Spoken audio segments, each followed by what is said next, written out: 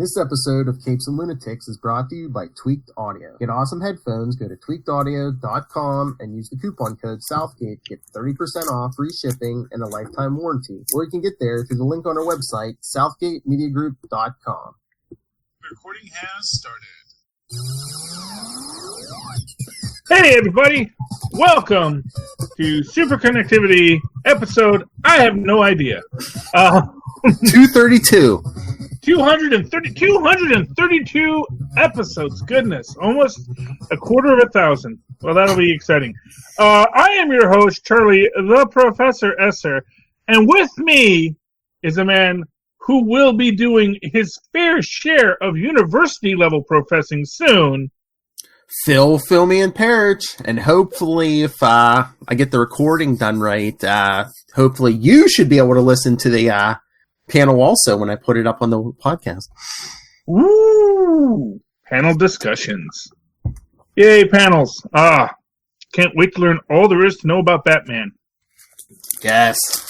The day Charlie Esther and I will be in the same room, and Moz and Tyler. Yeah. Yes. Then we'll it's going to be a regular... Yeah, no Ms. Hellfire. Well, you know. We'll call her. Like we do this. Yes, you know, exactly. She'll be the one person not in the room. She'll be there in virtual presence. But it'll be exciting! So tune in. Yes. Dear listeners. I have no idea what time, but it'll be on Saturday, I think. Yeah, sometime after, probably 7:30 or sometime after, yeah, because I think the panel goes till 7:15. Yeah, just make sure you get the push notifications on your phone. So that, you know, whatever you're doing, subscribe to YouTube, it'll tell you. I had to stop right now because Capes and Lunatics episode 100 is live. And years from now, people will ask, where were you when episode 100 aired? Okay. Let's talk. What do we want to talk? We want to talk. Do you want to talk Disney Plus? We got a lot of details on that today. Yeah. Apparently, Jeremy Renner has a job. Yes. We're all worried about Jeremy. You know, I was like, what's Jeremy? Because he never got his Hawkeye movie. They're giving Black Widow a film. They're giving Scarjo a film. But he's Jeremy. He's getting a series. He's going to be training Kate Bishop. That's what they're saying. Mm-hmm. That's what they're saying. Kate Bishop and Hawkeye. Man, yeah, I'm sure his daughters be like, oh, okay, I guess you got a new girlfriend. I'm sure his wife is like, oh, yeah, okay, you go run off with that 20-year-old kid. Well, you could also look at it where the wife's like, well, thank God you're not throwing our children into danger. You're throwing a stranger into danger. Okay. Yeah, well, you know, I guess they have actually, she's never had a thing with Nat, so maybe she's like cool with, and maybe, you know, maybe she just understands that Hawkeye is just such a doofus that, you know. and who knows, in the MCU could be completely different. Maybe it's like his niece or something. Could be, or, you know, like we said, maybe that is his daughter and his wife's last name was actually Bishop, and who knows. Yeah, anything's possible. But yeah, okay. I mean, they announced the date that did you see that when Disney Plus is going to launch? Oh, it's in November, isn't it? November 12th. November 12th, just in time for Thanksgiving. With 400 movie titles, 7,500 TV episodes, including all 30 seasons of The Simpsons. Yes. Take that, DC. Yeah, well, DC. $6.99 a month. Less than DC. And you get way more. You get way more. Well, you don't get the comic book. That'll be the argument. Well, we give you the comic books. It's like, okay. And that's fair. Fair. And you get as they're saying, all the Disney animation, Lion King, Snow White, Little Mermaid, Aladdin, Moana, Frozen, yeah, all that stuff. Yeah, well, it's definitely a one-stop shop. All Pixar films, yeah. Mm-hmm. Where, you know... Plus, of course, the entire Marvel Cinematic Universe. So there's 23 movies right there. So arguably, we're going to be getting Agent Carter there. We're going to be getting Agents of S.H.I.E.L.D. Did you see they revealed what the plot of the first episode of What If's going to be? What's it going to be? Oh, you didn't see? Oh. I've seen headlines. Yeah. I haven't actually gotten deep into the article. What is the title? I don't know about the title, but it's going to be, you know, what if in World War II if Sharon Carter, Peggy Carter had gotten the super soldier serum. Oh, yeah. Instead of Steve Rogers, and then I guess Steve Rogers stays, all scrawny and gets like some kind of like exosuit or something. Oh, yeah, that's a good one. He becomes Iron Man. Yeah. Yes. Well, that's cool. That is awesome. They actually, that's, what was it called? Bullet Points. Where, the assassin, it doesn't have the Peggy Carter thing, but that was like the plot line of, I believe it was called Bullet Points, where someone shoots Erskine before he can give, Steve the formula, and so no one gets the formula, but then Steve winds up going and becoming the Iron Man because he's the only person scrawny enough to fit in the suit. I don't think it works that way, but it made for a good story. Because they said that's why they were hinting around that, like, maybe Chris Evans isn't done with the MCU because they're gonna get those actors to voice the characters. So. Oh yes, it's animated. Okay, well, awesome. Well, good. So they don't have to spend all that CGI to screw him up again. Yeah, just be animated. But same people voicing it. But I don't know if the Hawkeye thing is completely confirmed because they were like, the Winter Soldier and Falcon series is confirmed for sure. Buddy comedy. I love that. Yes. So, well, that's good because goodness knows those two need work. We were all worried about these guys. What are they all going to do after Endgame?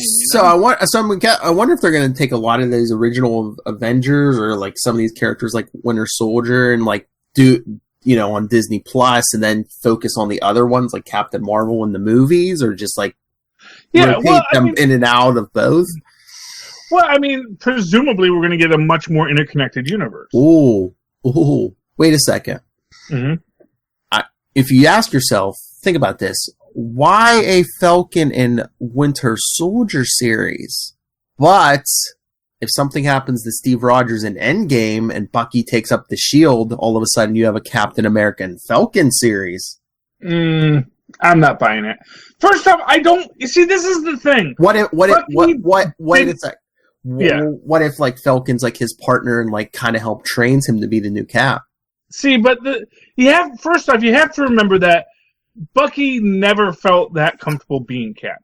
Even in the story, Bucky never really wanted to be Cap, but it was like, well, I guess I'm the heir apparent to the Cap legacy. Yeah, but I mean, in the comics, Cap was shot before that decision was even made. Here, Steve Rogers could ask him with his dying breath, carry on for me, and Bucky might want to redeem himself after all those years as like the Soviet's puppet, But to actually want to be Cap, I think it's a stretch to make this story work where anybody becomes Captain America after Captain America. That's just the thing.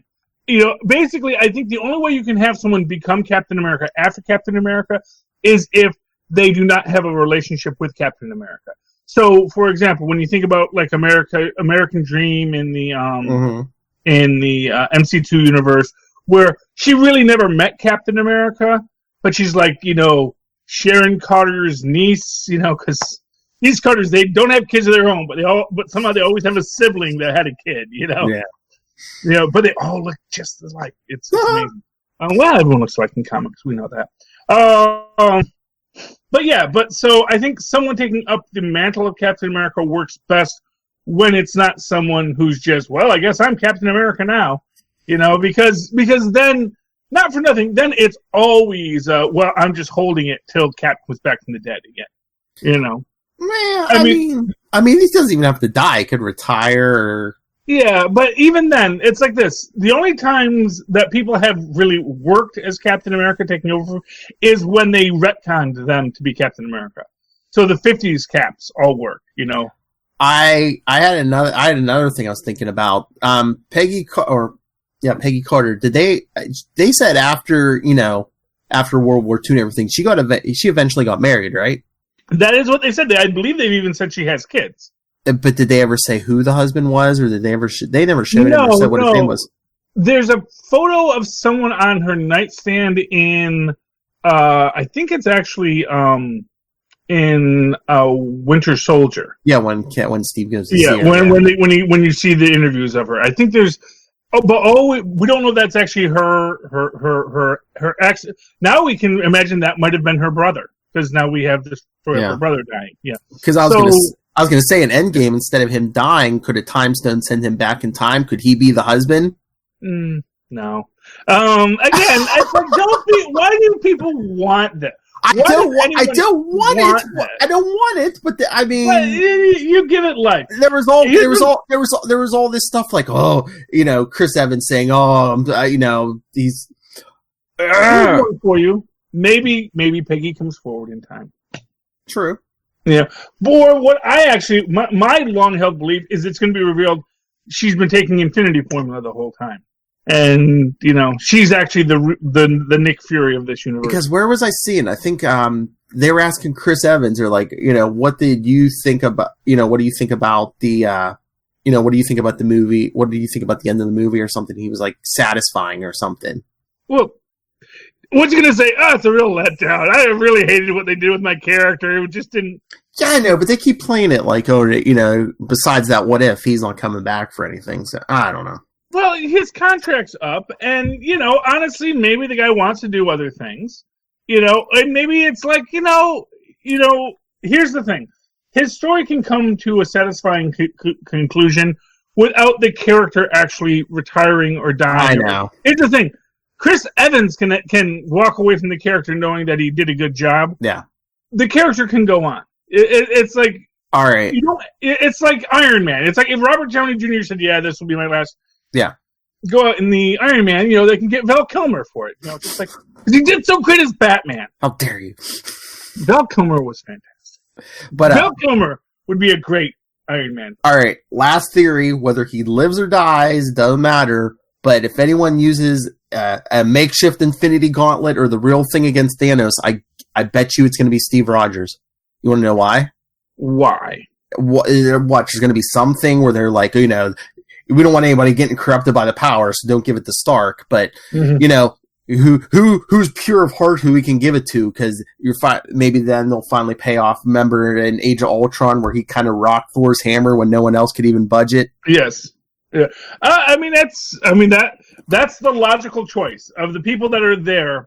I know that in a really good what if where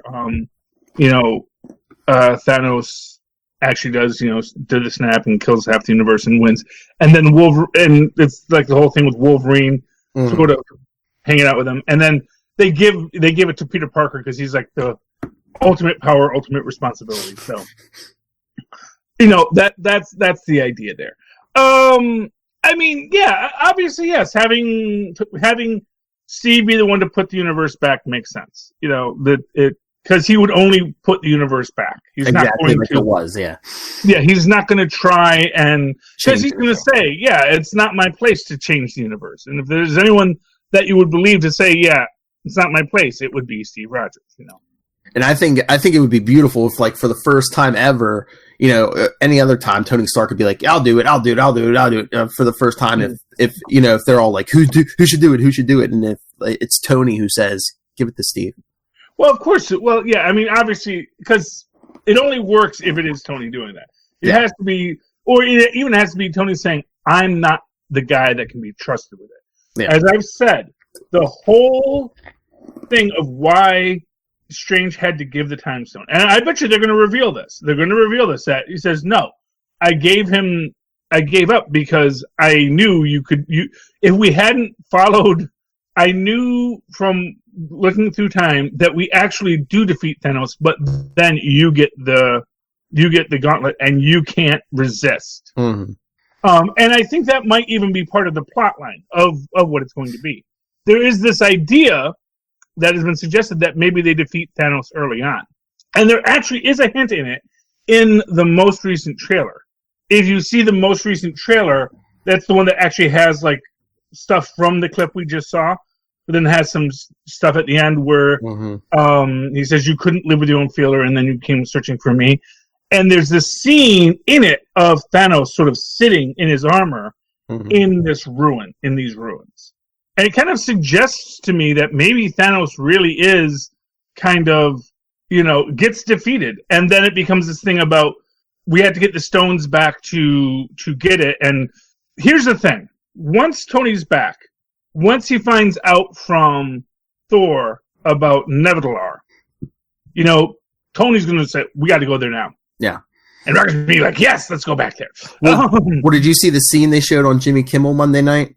No, actually, I haven't. I got as far as the storybook scene, and then I fell asleep. Oh, I love that storybook thing. Yeah, that's on YouTube. That is so good. But they showed a scene like at the end of the interview where they're in the room strategizing with they're talking with Captain Marvel and they're like, yeah, we got to redo this. We got to undo this. We have to face Thanos and try to undo this. And, it's when Black Widow says, we owe it to everyone not in this room. And yes, yeah. And I forget, I think Captain Marvel says something and Rhodey's like, he's like, where have you been for the last couple of years? And she's like on another planet. She's like, luckily they had me and not you people. No, that's not what she said. Something like that. Because this is actually the clip that's online. Yes, so I have seen that clip. Yeah. What? Okay, so everyone always mishears it. What she says was, "This isn't the only planet, and most of them don't have you." Yeah. Meaning that, yes, I wasn't here because I was fighting injustice throughout the galaxy. Because there aren't a lot of Avengers on other planets. We have the Avengers world. Other planets don't have Avengers, so that's what. Don't make it with her putting people down. I thought it's what it was because that's when Thor gets up and does the thing with the hand, Yes, flies the hammer past her head. I like this one, and then Steve goes, "Let's go get this son of a bitch." Yep, well, that's good. Yes, yes. All in all, it's a very powerful scene. Captain Marvel is great in this. It's interesting because they actually shot this stuff before they made Captain Marvel the movie. Yeah, I did see it. Yeah, that was fun. That was funny. Yeah, so because they actually sorry, it's Brie Larson's first actual performance as Captain Marvel. Yeah, and that there's all this evolution of Captain Marvel that occurred with the way she plays Captain Marvel. That occurred. It's kind of funny because you get a much more evolved take on Captain Marvel in the movie in the prequel that we're going to get in Endgame. So it's going to be interesting to see how this all plays out. But what an interesting thing about that is that when she comes back, she's wearing makeup. And there are a lot of people who are like, well, why is Captain Marvel wearing makeup? She doesn't wear makeup her whole first film. But the Russo brothers basically say, well, we let the character work through this, and this is how she felt the character should be. Oh, yeah, they said that was Brie Larson's decision. Yes. But actually, to me, it kind of makes sense because even if she wasn't a woman who wore makeup a lot as before that, she's also someone who has had that choice taken away from her when she was being mind controlled by the Kree. So it is entirely possible that this exists to her now as a way of taking her own control back over herself. Even if it wasn't something she did before, it's something that now that was a choice, and now this is a choice because she now finally has the chance to make a choice. I mean, I know nothing about makeup styles, but it'd be funny if she was made up in a 90s style just because she's been gone for the last 20 years. I don't even know what women look like in the 90s. Yeah, sure. But the most important announcement, Kevin Feige, I believe, said no intermission for Endgame. Well, yeah, of course not. No, and honestly, like I said, 3.5 hours, 3 hours, whatever it is. 3 hours, 2 minutes. That long. 3 hours, 2. Oh, that's it. Well, that's the actual movie. I'm sure once you put trailers and stuff in, it'll be 3.5 hours. But yeah, just don't drink beforehand. Because I think he even said there's the movie's packed. There's no slow time to go pee. He's like, it's all good, dude. You're not gonna want to go pee. Well, that's why you get the big cup. And then recycle. There you go. You don't buy the large soda, people. You just rent it. Yes. Oh, I know. It's honestly, you can make it through. I've made it through. Yeah. Oh yeah. I'm going to the bathroom before I go in, and I'm not drinking anything in the theater now. Oh well, you gotta enjoy yourself.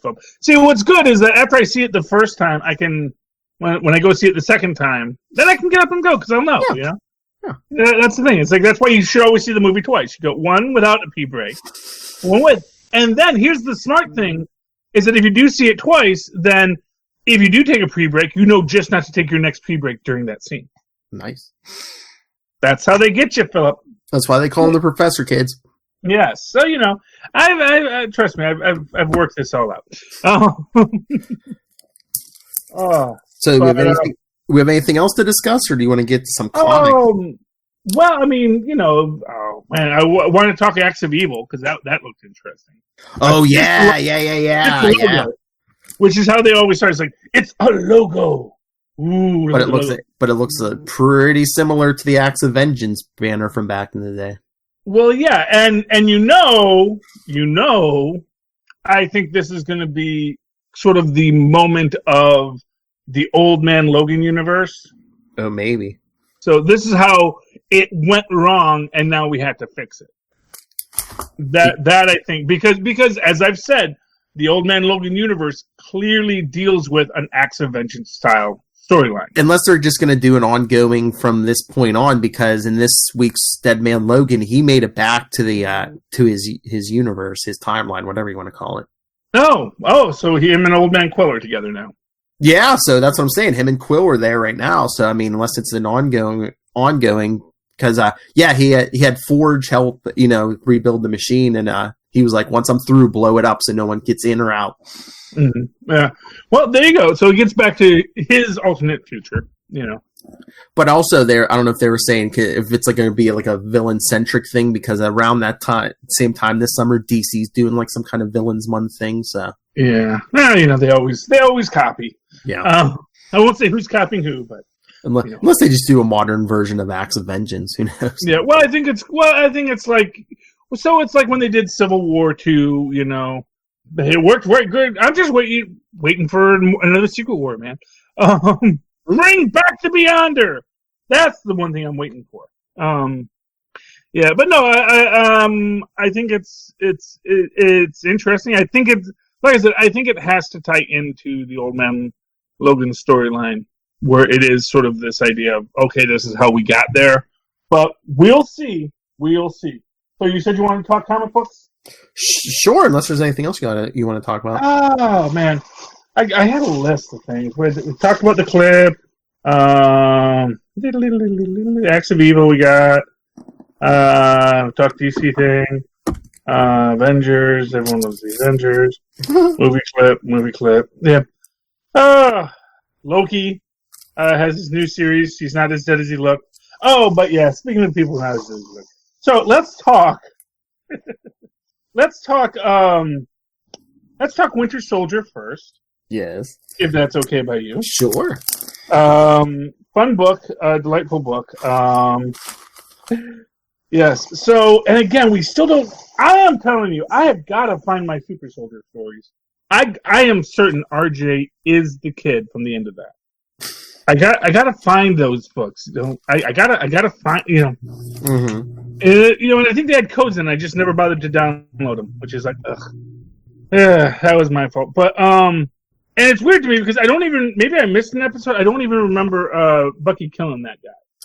It was an accident. Like I'm trying to remember. Like it was the end of the last issue. The guy took a swing at him or something, and I don't know. I'm trying to remember if Bucky hit him back or not. But the guy like hit a dumpster and like broke his neck. Mm-hmm. So it was like an accident, like he told RJ, but still. Well, that's not what they show you in the flashback, though. He gives you the flashback, and you see him holding him and then snapping the guy's neck. So, well, unless that's supposed to be somebody else. Well, that's not him. Well, that's not the father. Russian scientist you said he killed. Yeah, there's like.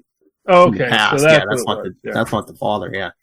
Yes, and like I said, I don't know who the guy in white is, but now I'm wondering if it's Machine Smith. There's something going on in this storyline, but I did like it a lot. I did like this stress between them because it is very honestly a difficult thing, and then we get RJ has his vengeance.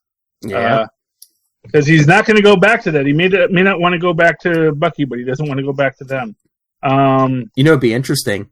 What if he was like if RJ's turn like shows up later as like the kid sidekick to like Frank Castle or something? Well, I got to think that's supposed to be RJ calling Bucky at the end. I don't know, because I just thought that was like another random person who's like, oh, I need your, because Bucky has been helping people who want to like, get out of a life of crime and like set them, Mm-hmm. That was like what he's been doing throughout the series. So I just thought that was like another person saying, I need your help. Yeah. Now, unfortunately, this is the end of Winter Soldier, but of course, Philip, we can follow the adventures of the Winter Soldier in this great new Invaders book. Yep, what was also out this week. Well, let's pick up that for a minute, and let's see how great the adventures of Winter Soldier go out on Invaders. Let me find it. Yeah, the Invaders book. Yay! Winter Soldier. Remember when we last left it, Winter Soldier had broken into the top secret government research facility to steal the weapons that they've been making to fight Atlantis, so that Namor can't get it. But in the meantime, we start off with the Petersons, the old guy's dead, and Nay is going to tell the whole story. Although I got to say, it's funny that her name is Nay, because I'm so used to just hearing Thor say Nay. Nice lady Nay. Yeah, so we're it's like he wasn't always like this, and then I just said Nay. I heard it like Nay. No, wait, that's her name. That's her name. So I find that funny. But we get this whole thing here where where we get our new retcon on this, because apparently the original story was that he got his mind wiped by this one guy. Mm-hmm. But then they'd say no. Then he got his memory back because he wound up running into the Petersons again and helped her deliver the baby when he has his hobo hat on. That's how you know he's going crazy. He's got the hobo hat on. But then he meets up with Charles Xavier, mm-hmm. and nothing good happens after that. That's just what we can always say. And and then we get. So it's like Namor almost came this close to being like the first X-Man. Yes, although now it makes it kind of it puts a lot more levels onto the story where they try to recruit Namor into the X-Men. Yeah, and then it's like, because at the end of that he's like, no, I guess he wasn't really a mutant after all. And then years later they come back to that, and they meet this interesting mutant who was from a government research facility, and he's going by the name of Genus. Mm-hmm. Or Genus, and his power is he can change your species, which is a really freaky, creepy power. Yeah, turns the cop into Wolverine for some reason. I don't know. I'm guessing. I was thinking he was trying to turn him into some animal or something, but trying to maybe turn him into a dog. But yeah, and then the cops, open fire on Namor, and then Charles Xavier decides, I know what I'll do. I'll go inside Namor's mind and help him work through stuff. One thing you paid, I think you skipped over like the creepiest part. Wasn't Xavier like, I know how we could solve the mutant problem. He can make the whole world mutants. Yes. That aside from that just being a dumb idea. Well, yeah. As Namor rightly says, he's like, no, they're going to do this so that they turn all the mutants into humans. And honestly, I don't think anyone's going to be that organized on any level. I don't think you're going to get anyone being that organized at all. Although the idea that, hey, this guy can give you superpowers, I think that guy's going to make a lot of money on the superhero. Some government's going to snatch him up before that happens. They shot him dead. So. Yeah. And fortunately, there's no repeats in mutant powers. Wah, wah. But yeah, because there's not more than one telepath, Exactly, there's only the one, just the one. And then I guess basically it turns out Charles Xavier is the one that ruined Namor's brain the second time and turned him into a hobo with a beard.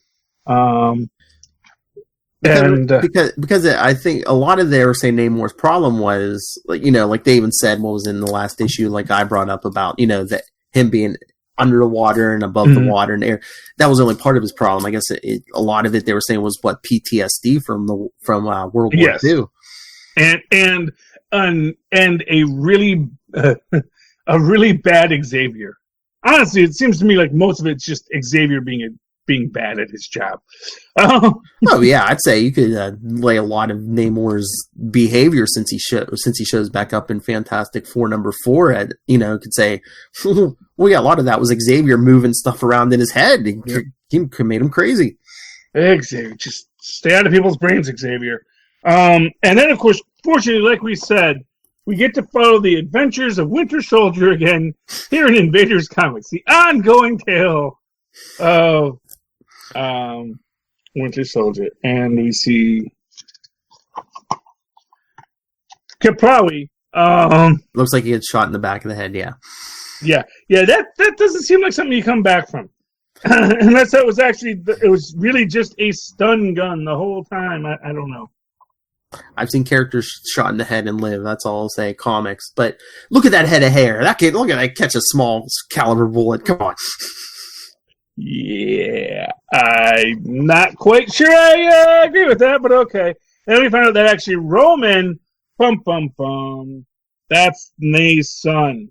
He's the one that's betraying everybody, and maybe he is the one driving Namor crazy. We don't know yet, but we'll see. But next issue, Namor and the missiles attacking everybody. World War Namor, yeah, because it works so well with the Hulk. Why not? You want to talk No Road Home? Yeah, I was going to say, yeah, since we're kind of on okay, kind of fits. Let's talk No Road Home. I really like No Road Home. Oh yeah. And again, I do think this is Agatha Harkness's house at the end. Because where do they go? Long Island. But before we get to Long Island, we open up, we see everybody fighting, and we have Bill the Lobster. I don't know who Bill the Lobster is, but now I definitely want the Bill the Lobster ongoing series. Yeah, don't know who that is, but that's cool. And we got Blue Marvel leading everyone as they handle the Universal Blackout. Mm-hmm. And then we cut to Hercules and this Groot lady who is basically, I guess, the Gaia of this planet Euphoria. She's basically asking everyone what they desire. Yes, and it's interesting the way they play it out. I like how it does play out between everyone's desire. And on one level, you have Nyx seeming straight up villainy, and then you also have, her basically all the suffering she has gone through. So right or wrong, it's hard to say. And then I like Conan basically telling off the Vision about how mortality makes him human. It's like, no, you idiot. We fight against death. It's like, I want you to fight. That's what I want. And then again, who is the one who wants to destroy the world? Bruce Banner. Bruce Banner destroy the world. He is dead. He is not a very nice person. That's what I'm saying. And then arrow to the eye from Hawkeye, because that was his heart's desire. One perfect shot. Yeah. And we get Rocket taking those Pym particles come into play finally. And honestly, not for nothing, it's just weird that he's just like a bag of Skittles. It's just like, well. I guess that's how you take Pym particles. I don't know. I don't remember even seeing them visually. It was just like, okay. Well, it used to be like a gas, like back in the old day, and then it was just, the Pym particles, they're science-y radiation, Didn't, like, in West Coast Avengers, didn't, like, Pym, like, didn't he just, like, touch stuff and it kind of, like, grew or shrank? Well, he had, like, a magic bag that he had his lab in and all that kind of stuff. Yeah. So he just always had this stuff that was pretty shrunk. They were, like, in his pockets because he had that jumpsuit. Yeah. He had the jumpsuit, yeah. That was cool. And eventually, Euphoria decides to let Nyx have the thing. She gets her full power back. Here's the thing. Big prediction. I think when she gets all her power back, she doesn't want to be as evil anymore. Because she goes to the light. To the hearth of the universe and Agatha Harkness's house. And then Vision goes in the door after her. Yeah, and it was weird that Vision's the one who goes, but okay. I mean, I kind of thought Hercules would go, but, you know. Well, they might need his strength to hold the door open. Yeah, I guess so. I mean, that seems to be the implication, but it just seems odd to me that Vision's the one. Because, I mean, not for nothing, Vision doesn't actually need the door open. Well, it's like a mystical door. I wonder if he actually does need it open. Yeah, it's a magic door. It's magical. But, yeah, I guess my thing was, I would imagine that Photon would have worked for that too, but yeah, I mean, I really liked No Road Home. I have liked No Road Home. It's very cool. One more issue. And then on to what? I was gonna say, Voyager got asked what her desire was. To be an Avenger. Mm-hmm. I can't do it. Only one person can make you an Avenger. Now, one person is you. Avengers Assemble. Hello, we've got Avengers Assembling. Want to jump right into Spider-Man Deadpool? Sure. Yes. So meta. I do love it. I like Otto doing the narration at the start. Buddy telling him to shut up. And what's this guy's name again? The Manipulator. The Manipulator, yes. Or as I like to call him, the Interferer. Yeah, and I don't know who the two sharks are, but they seem to love each other very much. They were in a previous. They were like way in a couple arcs back. That Deadpool had like a weird gang of like LMDs, and then like these two sharks, and of course, clearly my pleasure. And hey, we're finally on the same team. And, oh man, such a great meta joke, and I don't even know if anyone saw it. And then it's kind of funny because I'm not sure if they're saying that Gwen actually is not a good artist or what, but she does draw the Infinity Gauntlet. But then, like when she draws the secret plan to attack the Manipulator, it's just a very cute little stick drawing. So that looks like something Deadpool would have drawn. Yeah, and I love how he gathers together the heroes, because it's like, of course, Squirrel Girl has to be on there because she's unbeatable, and Ms. Marvel has to be on there because, you know, she's just very popular right now. Protagonist armor. Does this gauntlet make me look retconned? Yes. But it's actually a fake gauntlet, but he doesn't know that, apparently. See, at first I thought they were going to do the old Ultimate Nullifier trick on him. Yeah. But no, they decided that the best way to do it is they realized that if the fourth wall came into being at the same time as the Manipulator showed up, then the Manipulator must be the fourth wall. And to break the fourth wall, we must break the Manipulator. And they go all the way through to... For issue 50, where are they getting dropped? Yes. Where they are getting dropped in Hollywood. The real world. The real world, yes. I wonder if people can't be that real. It's in a comic book. Well, I wonder if people are going to call him like Ryan Reynolds or something. Yes. Who knows what it'll be? Well, here's how you'll know if it's the real world or not: is if people are talking with the pink word bubbles. Oh. Because that is how you know that is Gwenpool's accent from her world. From the real world. And I get the feeling like she's going to say, no, that's not the real world. It's just another part of the comic book, in the same way I'm part of the comic book now. So that could be a cool thing for her. Let's see here. You want to save stuff for Saturday? I mean, I don't care. It's up to you, but yeah. I mean, I got lots more comics to talk about, you know, but we should talk about some comics at Capes and Lunatics. Yeah. But I did get Leap. Oh, Wonder Twins. Wonder Twins 3. And honestly, now I want to go back and get 2. I got to find 2 now. It's got me hooked. It's like, oh man, I think I should have gotten 2 when I started reading 3. I read the first one. Is it still as good as the first one? Oh yeah, I actually think it's better. Ooh. I actually think it's better. Yeah, I really liked Wonder Twins 3. Mm-hmm. You know, with Gleek, and apparently they're arch nemesis, but yeah, and Superman says like his real power is seeing everything wrong with this world and somehow not going crazy.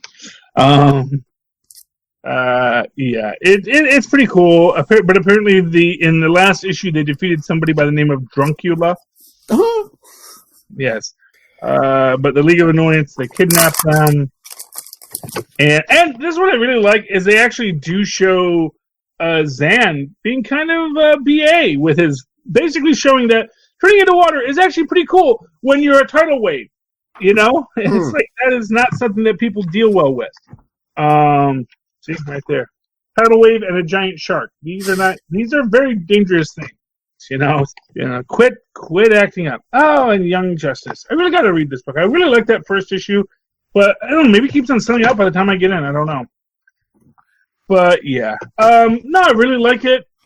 I give it a big thumbs up. It's a great book. $3.99 I'm not sure of, but aside from that, it's a good book. These two are getting their prices back up. Oh, you know what I want to recommend for you to read before Saturday? Mm-hmm. Symbiote Spider-Man #1. Oh yeah, I was looking at that, and I was like, that does sounds like something Tristan Esser would like.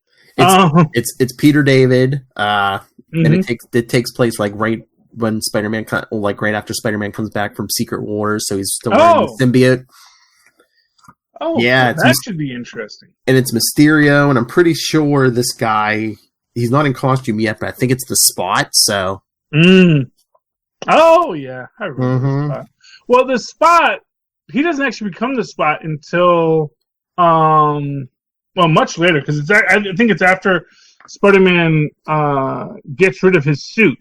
I think maybe gets rid of the symbiote, and it's like, because I believe he becomes a Spot in the same issue that someone breaks the symbiote out of the Baxter Building. Because I'm pretty sure this is the guy who becomes the Spot, because they don't mention his last name, but Quentin Beck's talking to a guy named Johnny who works for the Kingpin. Mm-hmm. Well, it could be interesting, so I'll have to read that. I did like. Oh, and I really liked Spider-Man Hunted. Yes, that looks like that. Yeah, but that let's save Spider-Man for when we have Lilith here. Okay, because you know how much she loves Ben Reilly. Yeah, so we'll talk some Spider books on Friday, I think. And aside from that, Saturday. I think Saturday. Yes, Friday I'm driving there. Saturday. Yeah. My hotel has a pool.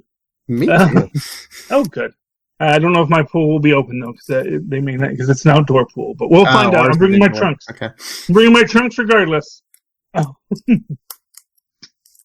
So, Philip, if people would like to ask you about Batman or indoor pools, how can they find you? Well, if they can't get to Bowling Green, Ohio this weekend, they can always email me, nightwingpdp@gmail.com, and on Twitter, I am @nightwingpdp. And make sure you check out Capes and Lunatics 100. We're going to have a big announcement.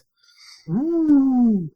And, of course, you can always write to me in that old-fashioned email way, the way our Maz and Paz once did, at superconnectivityblog@gmail.com. That's superconnectivityblog, all one word, @gmail.com. And, of course, follow me on the Twitters as I live tweet Agents of S.H.I.E.L.D. and Cloak and Dagger, maybe, if I get home in time, @CHARLIE.